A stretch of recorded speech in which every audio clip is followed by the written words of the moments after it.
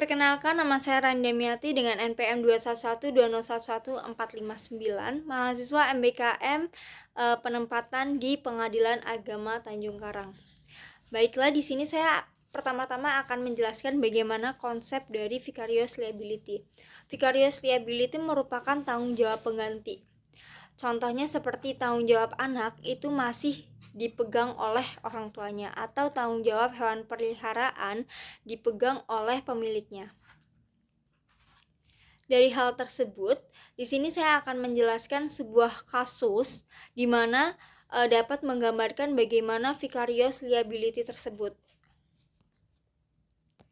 Baik, bahwa sebelum mengetahui bagaimana kasus yang sebenarnya, perlu mengetahui bagaimana kedudukan para pihak terlebih dahulu. Baik, penggugat adalah ayah kandung dari almarhum Richie Arianto Jara Hajo yang telah meninggal dunia akibat kelalaian dari tergugat 1 sebagaimana ditegaskan dalam putusan Pengadilan Negeri Kupang nomor 27 Pitsus 2016 PN Kupang tanggal 18 April 2016.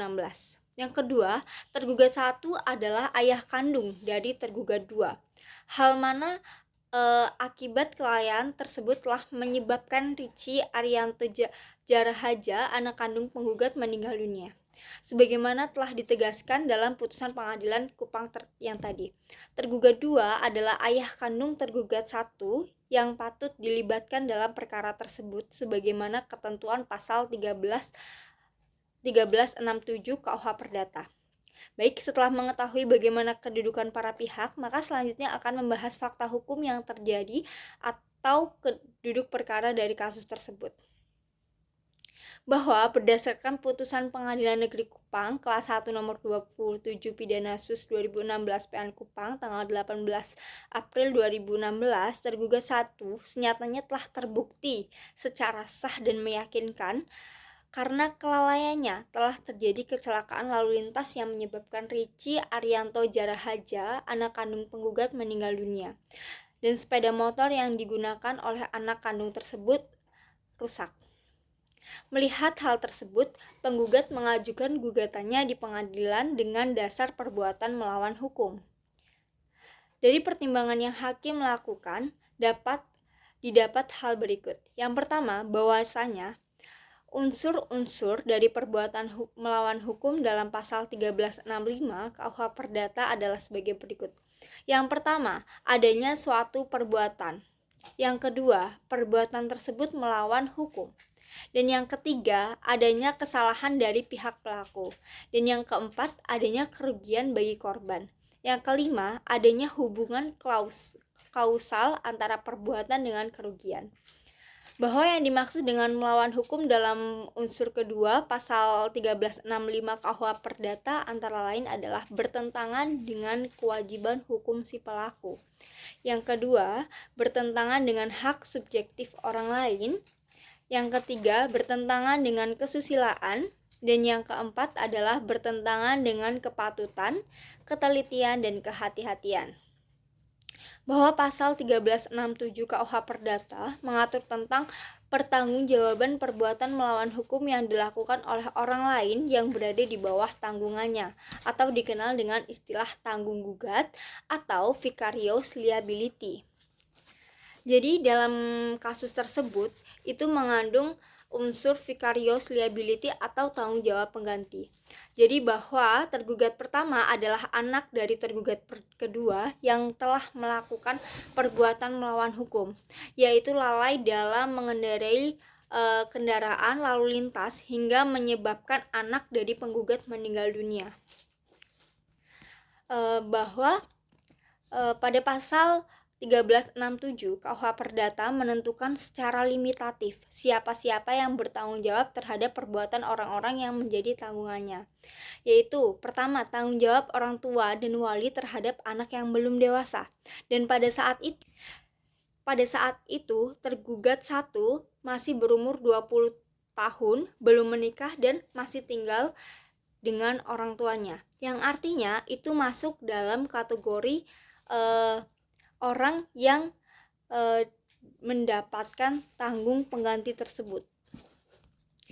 Yang kedua adalah tanggung jawab majikan dan mereka yang mengangkat orang lain atau mewakili suatu urusan.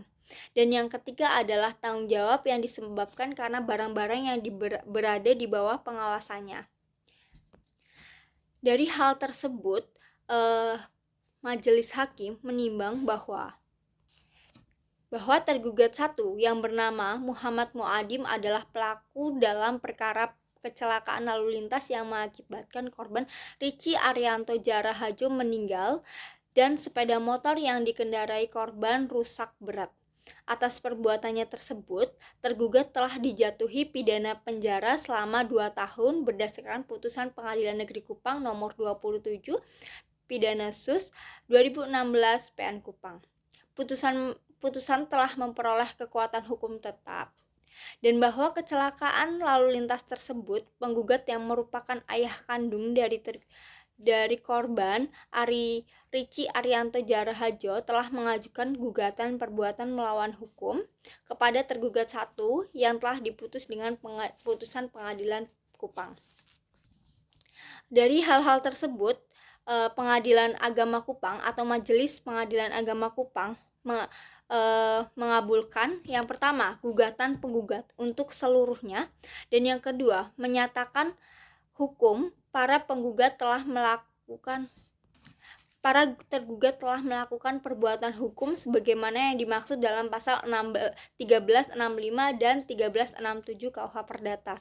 Dan yang ketiga menyatakan sah dan berharga sita jaminan berupa harta benda milik tergugat dalam bentuk apapun pada saat ini dan bernilai mencapai paling kurang 200 juta rupiah. Dan yang keempat, menghukum tergugat satu dan tergugat dua rentang pengganti kerugian kepada penggugat sebagaimana telah diputus melalui putusan Pengadilan Kupang tanggal 21 September 2016 yakni sebesar 200 juta rupiah ditambah biaya sebagai akibat ikutannya sebesar 3% dari 200 juta rupiah setiap bulan sejak tanggal 3 Oktober 2018. Sehingga putusan pengadilan yang dijatuhkan atas perkara tersebut berkekuatan hukum tetap yang dibayarkan secara tunai dan seketika.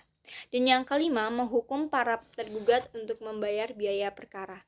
Jadi melihat dari perkara tersebut bahwasanya tergugat satu telah terbukti melakukan perbuatan hukum dan dijatuhi tanggung jawab atau vicarious liability sebesar 200 juta rupiah kepada penggugat.